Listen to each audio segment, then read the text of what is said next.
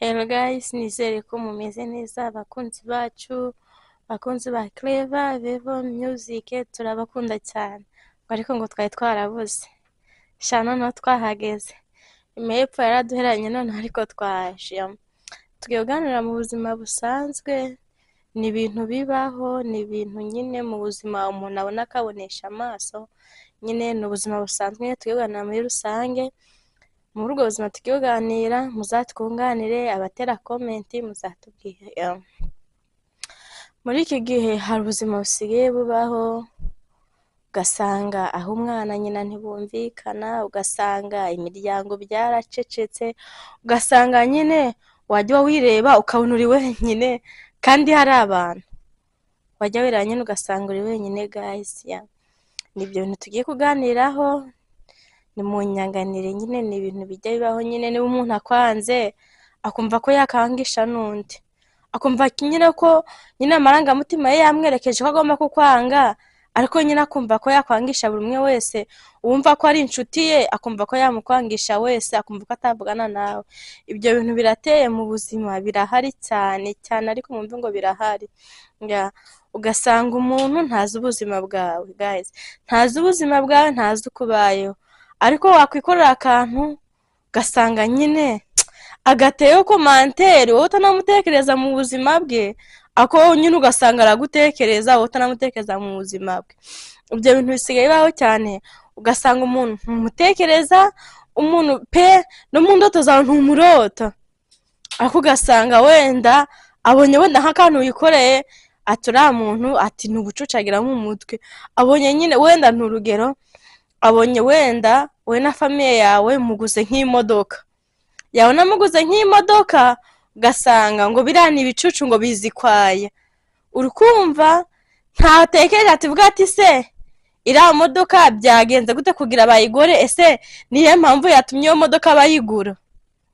Iwe nabitekereze, ariko akihuta avuga ko nyine yatuka umuntu, akihuta yumva ko nyine umuntu ari kwaya. Ntabwo ibyo bintu aba ari byiza. Niba ubonye ikintu umugenzi wakoze kitari cyiza, mwegera umusabe imbabazi, umubwira ati iki kintu ntabwo ari cyiza, byagenze gutya na gutya, umwegere nyine umubwire. Niba ari umuntu wumva azumva, natari n'umuntu wumva nyine ntabwo azumva, azabyumva yitambukire yigendere, ako icyo gihe uzaba ubohotse ku mutima wawe wamubwira. Hari ibintu bisigaye bibaho ngubu, ugasanga imiryango ntiyumvikana, ugasanga abana na ba nyina ntibumvikana, ugasanga mbese nyine ugasanga ibintu ruhererekanye. Kandi iki gihe tugezemo ni icyo gukundana abagenzi, icyo gukundana. Niba ubona hari aho umugenzi wawe yakosheje ukamugira inama, nyine hari ngombwa ukamwegera ukamubwira ati ibintu ntabwo ari byiza, ibintu ukora ntabwo ari byiza, sibyo?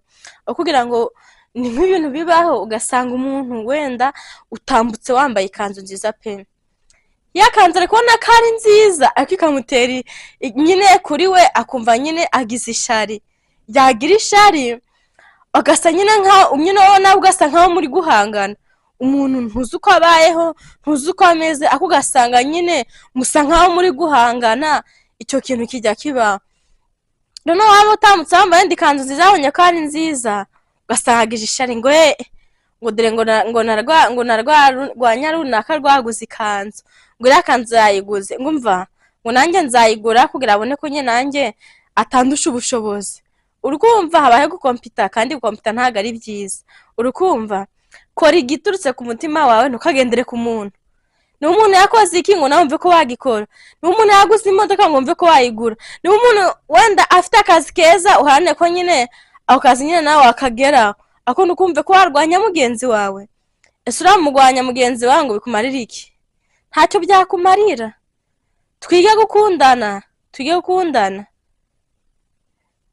muri bano havuga ati ngo kunda mugenzi wawe nkuko wikunda.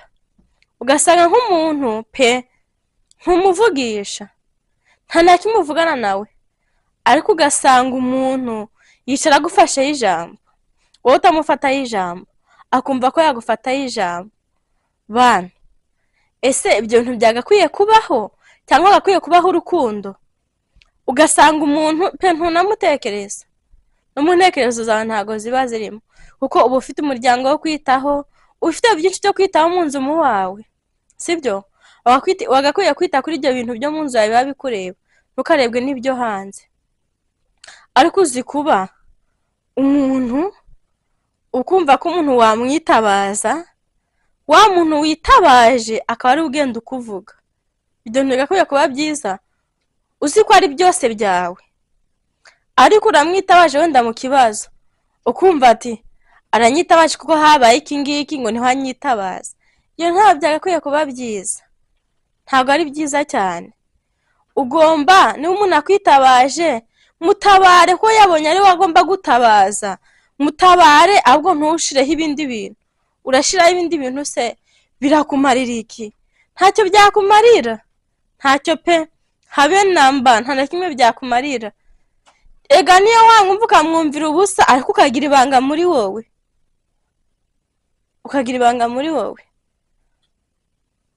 ako ntugafata umuntu ngo umwicare atakwicayeho.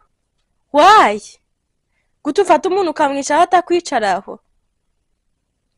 ugasanga ahari hose n'urugero, Divine ameze gutya na gutya, Divine urugo rwaramunaniye, Divine ni ikigoryi, Divine wenda ngo arakubitwa n'umugabo, Divine ameze gutya na gutya.